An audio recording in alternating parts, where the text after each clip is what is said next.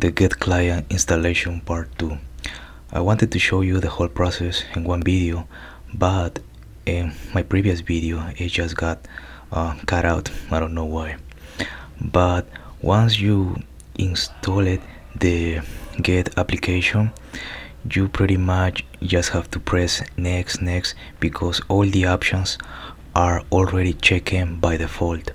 So you just have to press next, and the last option is gonna be install, and then you are gonna get an icon like this, Git Bash. This is the application. Double click and we have the terminal Git Bash. So you can make the terminal bigger or smaller.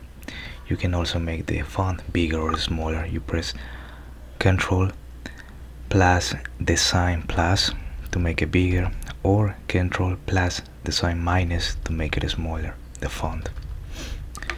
So here I have a folder called Docker. We can do is right click in the folder and go to show more options, and then press the Git Bash here.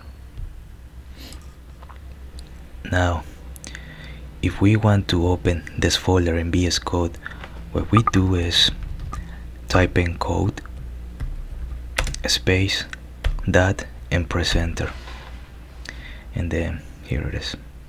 It opened this folder in VS Code, the folder Docker, inside the other folder programming.js. So yeah, the installation of the Git client has been successful.